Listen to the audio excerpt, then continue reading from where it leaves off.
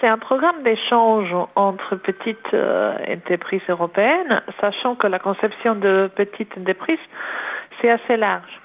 Ça touche les personnes qui ont un projet d'entreprise, peu importe qu'ils soient étudiants ou pas. En fait, ça s'adresse à l'entreprise et pas à l'âge de la personne.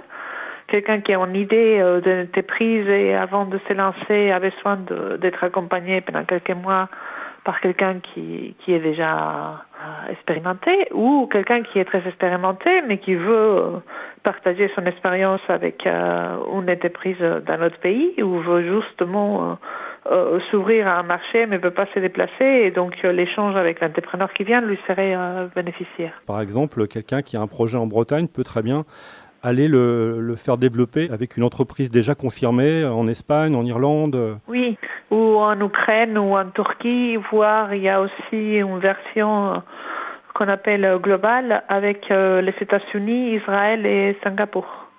Mais c'est exactement ça. Un échange entre porteurs de projets qui sont à des différents stades et qui peuvent bénéficier soit d'un regard nouveau pour celui qui accueille, soit d'un accompagnement pour celui qui part. Est-ce que vous avez des exemples à nous donner d'expériences qui ont été menées comme ça, d'échanges et qui ont vraiment réussi, qui sont intéressantes à raconter ?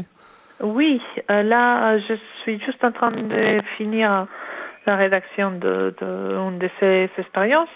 C'est une entrepreneuse dans les domaines culturels de Bretagne, de Rennes, qui est partie en Galice avec une fondation culturelle et pendant 3 mois. Et ils ont travaillé dans les différents aspects de l'entrepreneuriat culturel.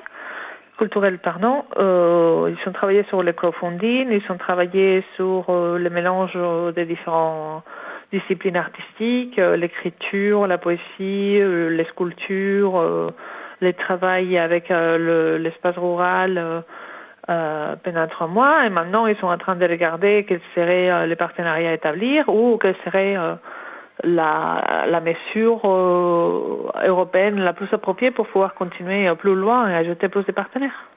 Donc c'est ouvert à tout le monde à partir du moment qu'on est constitué en association ou une entreprise, c'est bien ça?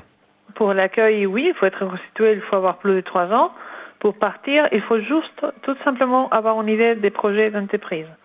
Pour partir, on n'a pas besoin de sirette ou portefeuille de clients, rien. Le projet, l'idée.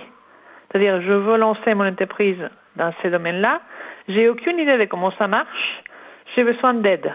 C'est ce programme-là qui va fournir cette aide avec une mobilité dans un autre pays et un accompagnement de quelqu'un qui a l'expérience. La dimension internationale, ça ouvre des perspectives sur lesquelles on n'avait pas pensé avant parce que les cultures sont différentes. La langue, parce qu'évidemment, on pratique une langue et le temps qu'on est là. Et ça porte aussi sur la personne la capacité d'initiative parce que il est toujours plus difficile de sortir de la zone de confort, on va dire, quand on reste chez soi, que quand on doit se débrouiller dans un autre pays, trouver un appartement, trouver des amis, aller faire les courses, etc.